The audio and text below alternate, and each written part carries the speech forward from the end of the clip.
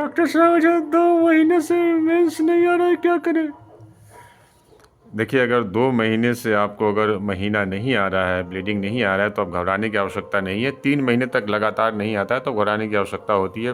लेकिन फिर भी अगर 2 महीने से नहीं आ रहा है तो उसके बहुत सारे कारण हो सकते हैं। जैसे प्रेगनेंसी हो सकता है, वो जो लेडी है प्रेग्नेंट हो सकती है। उसके बाद उसको बीमारी हो सकती है, पीसीओएस बीमारी होती है, वो हो सकती है। जैसे कि चेहरे पे बाल आ जाना, यहाँ से बाल निकल जाना, चेस्ट से बाल निकलना, और ये सब होता है। उसके बाद एक मोटापा बढ़ जाना, ये सब पीसीओएस का लक्षण है। फिर थायराइड में प्रॉब्लम होता है, इसके कारण आपको ये मेंस प्रॉब्लम होता है, मतलब इरेगुलर मेंस होता है, या एमेनोरिया जिसको बोलते हैं होता है। तो बहुत सारे कारण हो सकते हैं। तो आप पहले तो ब्लड टेस्ट कराइए। प्रोलैक्टिन बढ़ जाता है, इसके कारण भी एमेनोरिया होता है आपको।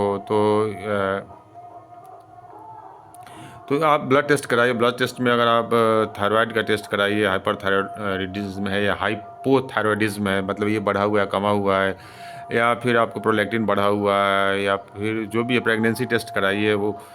तो उसके बाद आप डिसाइड करें कि अगर नहीं आता है, क्या बोलते हैं वो,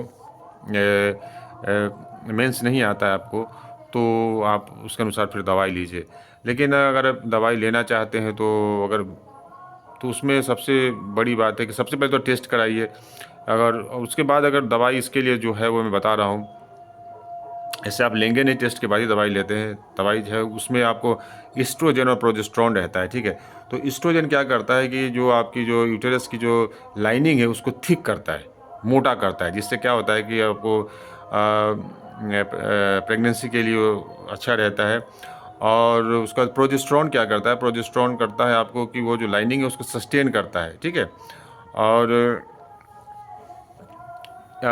फिर से वो जो म्यूकस है उसको थिक करता है ना, जो वेजाइना का, या फिर आपको जो म्यूकस है वो थिक करता है, जिसके कारण स्पर्म को मूवमेंट में दिक्कत होती है, ठीक है। तो ये सब काम ईस्ट्रोजन है, प्रोजेस्टेरोन दोनों हम देते हैं, जिससे ये हो जाता है। उसका एकाएक बंद कर देते हैं, 21 डेज के लिए देते हैं और एकाएक बंद कर देते हैं। तो बंद कर देते हैं तो क्या होता है कि फिर से अगर प्रोजेस्टेरोन का लेवल नीचे गिरता है, प्रोजेस्टेरोन का जब लेवल नीचे गिरेगा तो आपको ब्लीडिंग होगी। तो ये एक दवाई देते हैं जिसका महीनवारी बंद हो गया है, उसके लिए दवाई ईस्ट्रोजन और प्रोजेस्टेरोन मिलाकर एस्ट्राडायोल देते हैं। और अगर ब्लीडिंग जल्दी चाहिए, अगर किसी को ब्लीडिंग नहीं हो रहा हो और वो लड़की या महिला घबराई हुई है और ब्लीडिंग जल्दी चाहिए, तो उसके लिए हम लोग सिर्फ प्रोजेस्टेरोन देते हैं। कुछ दिनों के लिए प्रोजेस्टेरोन देते हैं, 7 दिनों के लिए, और स्टॉप करते हैं। जैसे ही प्रोजेस्टेरोन स्टॉप करेंगे उसके बाद वो ब्लीडिंग आना शुरू हो जाएगा, मतलब कि शेडिंग ऑफ यूटेरस होना शुरू हो जाएगा। मतलब बच्चेदानी को मोटा करना होगा तो एस्ट्रोजन काम करता है, और उसको पतला करना होगा, मतलब उसका जो शेडिंग करना होगा, जो मोटा हो गया, जो लेयर चढ़ गया अंदर से, उसको गिराना होगा तो प्रोजेस्टेरोन काम करता है, वही ब्लीडिंग के रूप में बाहर निकलता है। तो यही है, इसमें घबराने की आवश्यकता नहीं है। पहले टेस्ट कराएं, फिर ये दवाइयाँ वो उसका उपयोग करें, और तनाव कम ले, और यही सब है। बस फिर बाद में बात करते हैं। जय श्री राम।